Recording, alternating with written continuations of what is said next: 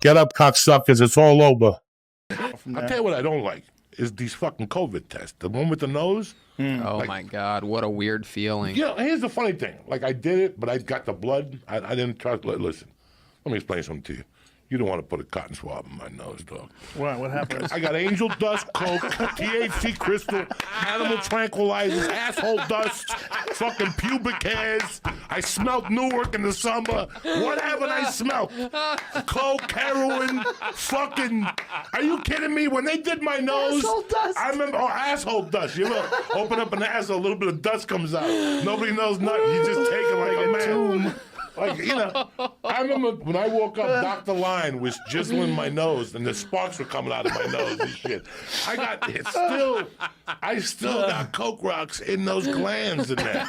So you stick a cotton swab in there, and they're gonna fuck it up because you know they're making mistakes, right? So some grandmother's gonna go, you didn't test positive for COVID, but you need treatment. Like, you need help. You got like 10 kilos in your fucking nose. Who would go for that fucking stupid test and wait online and sit for 10 hours with 80 fucking thousand people? Well, the new one, they barely go inside your nose. They just go, they used to have to go deep up into your nose, but now they just go into the opening. It's not that bad. The new one's not that bad. It's like, you ever thought about this? We've never discussed this. This young generation, no dick. And I did the fucking research. When I was growing up in the 70s, you got a thermometer in your asshole. Yes. They used to put a thermometer in your asshole. Think of the result of what that did to people. If we go backwards, we're going to see how many people are gay because for years they were getting a thermometer put in their asshole. By the time they're 16, what difference does it make? You been putting a thermometer in my ass. You know how many times that I don't doctor, think that's how it works. the thermometer, it was the creepiest thing, people, okay? You went to a doctor, he'd tell you to bend over. Like, you'd be burning up. You'd have one of those COVID fevers. He'd tell you to bend over. He'd dip the thermometer in Vaseline, and he'd stick it in your ass for like a minute. And you had to sit there with a fucking thermometer in your ass and look at him, like make eye contact and talk to him. Then he would take it out, wipe it, and then go like look real close. And tell you you're 91.1. You don't remember a thermometer in the ass, Joe Rogan? I remember them. You think about that shit. I remember them in the mouth, too. Well, Yeah, I always under the felt tongue. weird about that because you have this metal fucking rod in your mouth. Under the armpit, too. Really? Never That was felt one one. for a while. 3 women sat there, and I go, did you see the egg roll? And then I lost them for sure. They even told me, they go, you got the job. As I was walking down the street on Fox, my phone rang. My agent goes, go back. You didn't even read. I didn't even read, and they had called my agent and said, we love this guy.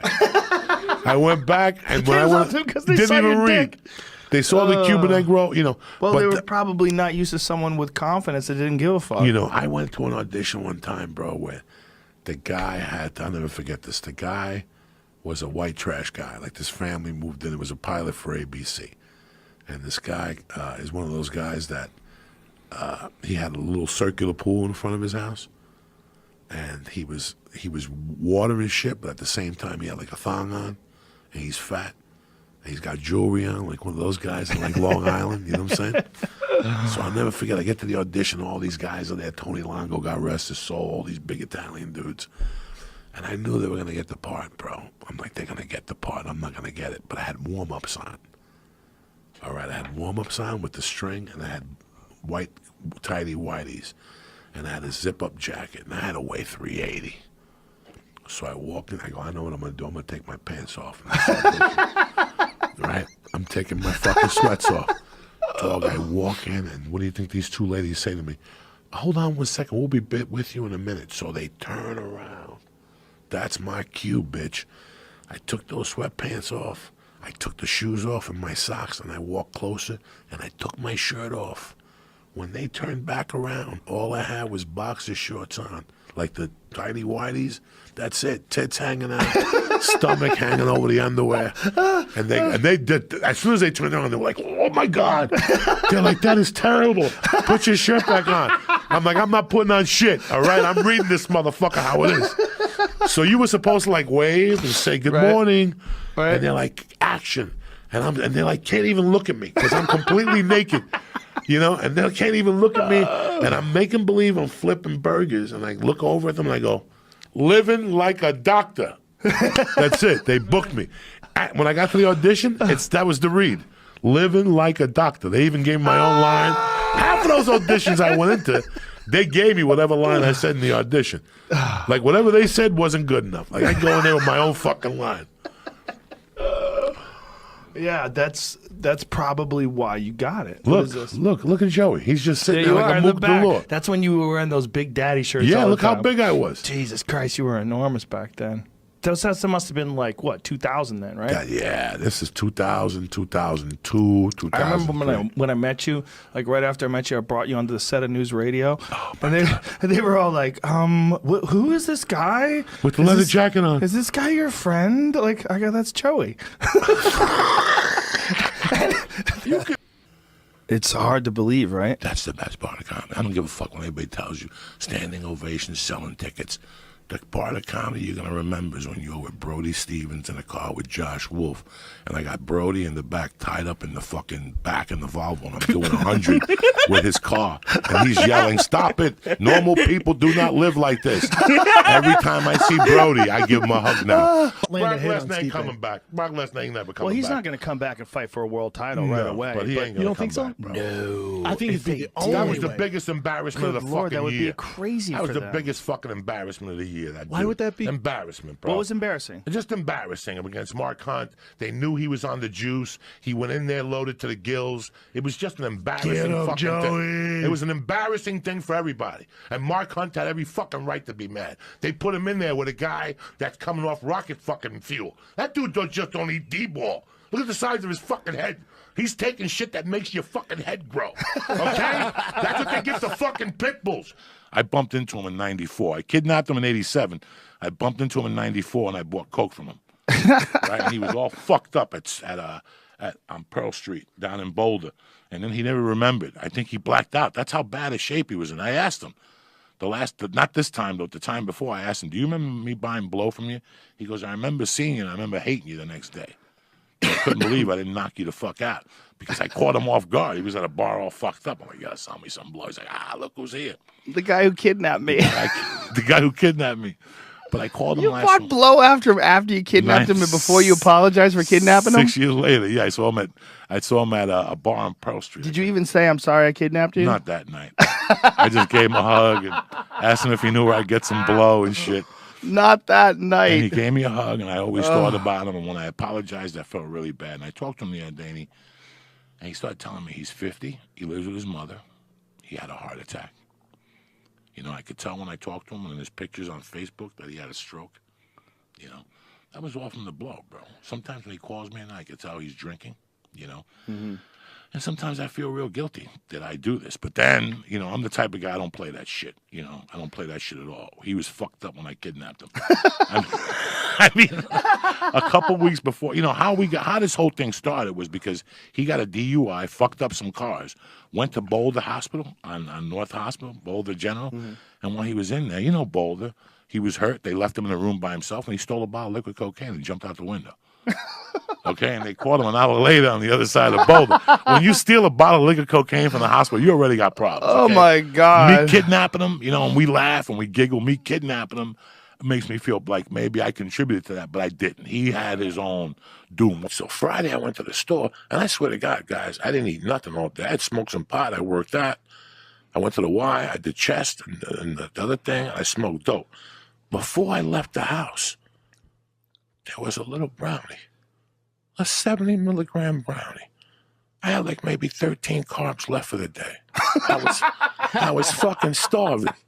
This little brownie is right there. It was a half a pack of an anarchy edible. They give you 2 brownies. Oh. Each brownie is 70 milligrams. That's so crazy. That's so scary. I rub my balls with 70 milligrams. You understand me? 70 milligrams for Uncle Joey is like an appetizer. It's like an aperitif. It's not even a fucking appetizer. Explain to the rest of the world, 70 milligrams will put you into a fucking hole. Do you know I gave Lee 500 last night? He puked. 500? We split a Jesus Christ. Did you say 500 milligrams? We split 1,000 milligram edible. Did you hear that Alice in Chains song, Down in a Hole? Oh, my God. Listen to me, Doug. We split it at 3 o'clock in the afternoon. Oh, my God. What are you trying to prove? By 7 o'clock, I was so fucked up. By 8 o'clock. And you know, usually when you eat, you tame that animal? Yeah. Fuck no. This turned on me. This edible turned on me, dog, like a savage. He beat me into submissions. At one point, I had the cheese doodles that belongs to the baby pirate's booty. Yeah. They were on the floor. They were just coming out of my face. I was just stuffing it. I was just stuffing pirate's booty in my face and a pear. And there was a bunch of fruit and pirate's booty. I couldn't stop. I kept eating peaches and pirate's booty, pears and pirate's booty, cantaloupe and pirate's booty. I must have ate the whole. Even my wife was like, because I had my back turned to them so they couldn't see me. My wife's like, what the fuck are you doing in here? I go, listen, I got to go to bed. She goes, go to bed already. I went to bed at 8:45. I slept till 4. I got up. I didn't know where I was. I just lay there for 30 minutes like Mad Max. I just laid there all confused. So you woke up at 4 in the morning, you didn't know where you were? Solo. At 4:30, I woke up with a ton of energy. I went in the shower. I washed the car. I went for breakfast. I went and washed the car. My wife had to have a tar stain. So oh, my God. I was fucked up. And I kept calling Lee and saying, Lee, if the cops call you, don't answer the phone. He goes, why are the cops going to call me? I go, I don't know, but don't answer. But one of the worst things that ever happened to me was when I drowned at the YMCA that time. That's the title of your book. That's the title of your book. Oh, my God. As a fat guy, I was never more embarrassed in my fucking life, man. I've done some fucked up shit as a fat guy. And I don't, you get embarrassed about being fat. You can't fat shame me. But the time I almost drowned at the Wiley fucked me up. I didn't say nothing for like 2 months. I didn't say nothing. I just snorted coke and tried to hide it and shit. That was embarrassing, though. I was just starting to lose weight. Things were going great for me. I lost like 8 pounds. I was still snorting blow. I was doing big blow. And I fucking got up one morning and Terry went to work and I overslept. And I said, fuck it, I gotta swim. And I went over to the Y and the Y is packed. I used to go to the Fat Man pool. It's this little Russian pool.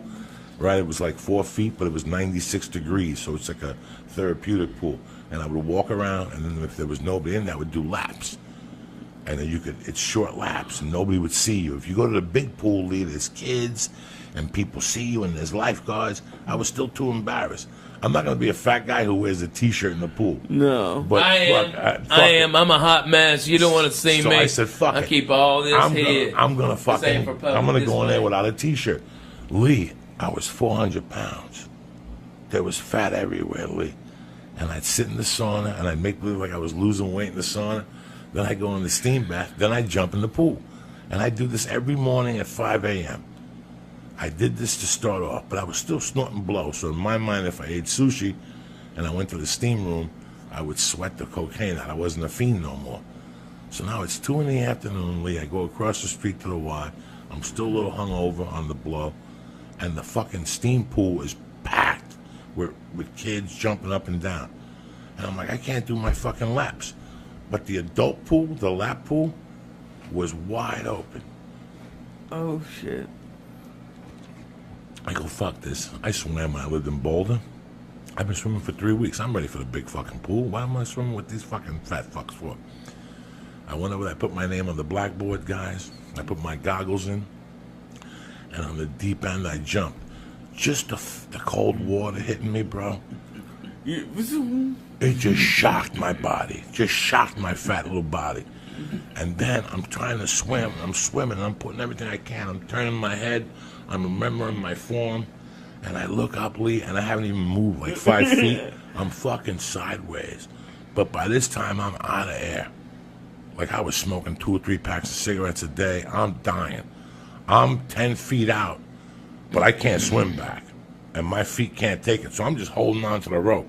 And people are swimming by me. They're going, come on, let go of the rope. Come on, swim. And I'm like, guys, I'm dying. I'm trying to get the shortest distance was this way. If I swam vertically to the fucking wall, I'd never make it. So I had to swim this way. So I pulled myself like Spider-Man throughout the ropes. And I get to the wall, and I'm huffing and puffing, guys. I mean, guys, I was fucked up. Seriously. That's when I realized this has to end. And I'm holding on to this, and I can't kick no more. and I'm out of oxygen, and I'm holding on, and I got my fucking chin on the thing, just holding me. And some kids are like, Mister, are you okay? And I'm like, no, I'm not okay. Help me. And they're like, come on, pull him out. And all these little kids get together, these little Mexican kids, and they're trying to pull me out, and they can't pull me out. They're like, 1, 2, 3, pull. And they're pulling. I'm like, and I'm turning purple, Lee. I mean, Lee, I'm not breathing. I don't even know about breathing through my nose. I'm starting to panic. People are starting to circle and look around. And these little kids can't pull me out. They're like, fuck it, ring the buzzer. And they ring this buzzer. And it's going, rah, rah, rah. And all of a sudden this chick gets on the thing and she turns this thing around, and they're actually going to make me, listen to this, they couldn't get me out. So they were going to fucking drop a hoist into the pool, and they wanted me to swim into it, and then they were going to pull me out like a fucking whale, like orca. And by this time, there's 50 people watching me. You have any idea, Lee, how embarrassing that is? I got tits, they're by my stomach. Lee, I'm purple. And they're like, swim to the middle. That must have sucked. Get to the middle, and go in, and we'll drop the hoist. And the hoist will pull you out, and then we'll bring you to the side. Lee, by that point, I'm so fucking embarrassed. And now, out of the corner of my eye, I see ambulance tech workers running in with a fucking mattress like I got shot in Vietnam. And something made me put my fat little foot over. I just went, and my fat foot got over, dog. Oh my God, that thigh must have weighed 1,000 pounds. And I fucking pulled myself up and I rolled down like orca. I just rolled down to the pool. I got up, and I got up right in time. As I went through the fucking door, the 3 ambulance workers were running in. They're like, where is he? Like, that's him. And I just walked right past him, dog.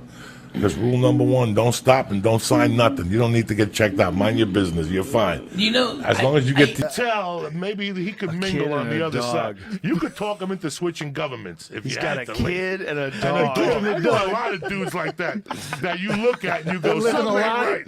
This guy Every could guy suck out a there dick. with a kid who's walking his dog is like, fuck, am I gay? No. Do I want to suck dick? Maybe you have evil fantasies like Rob Halford in Hell Bent for Leather. You know that song? But Rob Halford's whole evil fantasy. But he was not saying that. I love Bob Halford. I love Rob I do Halford. too. But I'm just saying that You got another thing coming. there's a lot of fucking guys, dog, that you see, that you know. Maybe their dad's still alive and he was a Marine. You can't go What the home fuck and does that mean? You can't go home and tell your dad who was a general, I want to okay. suck dick full time. I see what you're You know what I'm saying? So I they thought you play were the saying game like for a those while. guys, if your They dad was play the alive and game. he's a Bro, Marine, you want to blow guys. Joe Rogan, you're an intelligent. How many guys do you think are out there right now? We've had this discussion Millions. that are married, whatever, but every once in a while they put a feather suit on and they go dance like in anything. It's probably And more that's- than 10. And that's what we used to, we used to go down there. We were dumb kids. We figured out we could rob these dudes that were drunk. They come down to get their dick sucked. So we bait them. We got the captain of police's son, so we weren't going to go to jail. He was better looking than you. We weren't going to go to jail. We put him out there. We put like a guinea T-shirt, those wife beaters, with a little gold chain with a cross on it and shit. The ultimate cock tease. And we put him out there on That's Boulevard hilarious. East, and then we hide in the trees. And then he'd go, I'll suck your dick, and the guy would park, and then he'd walk him back. And right before I went to get that one knee, I come up with that straight right kick, John Jones to the fucking nutsack. God damn, You go Joey. down, we're in the trees. We're hiding in the trees. We fucking fly down from the trees. And we just bam, bam, bam. We take your money. We run. We're 16 guys. Nobody fucking knows what's right and what's wrong. Not that young. My mother. No. Perfect guy And to I was- rob. Who's thinking and the I guy's not going to the cops? He's not going to the cops. And you got to remember, my crew was the third crew on. There was a crew from 64th Street. They were not only robbing you, they were taking you to your house. I had friends that were in high school that actually were setting you up. Yeah, let's suck your dick. And then they put you back in your car and go to your house and rob you. We were the light crew. We were just going down there peppering you with a few shots and running away with you. Nobody getting their dick my sucked. point about the story was there was one time where I got beat up. I went down there by myself. You went to, you I went, went down there there by myself. I had the Knicks minus the 8.5, and I only won by 8. So I got caught by the hook. And I called my buddy, and I go, dog, we lost. And he goes, I'm with my girlfriend. But at the time, I was yeah-yoing it up. I'm hanging out with my buddies. We're hitting the bag. I'll go down there. Down there, dog. I'm from Jersey. They ain't gonna do nothing to me. This dude lit me up. It could have been Nunez's uncle. Get up, cocksuckers. It's all over.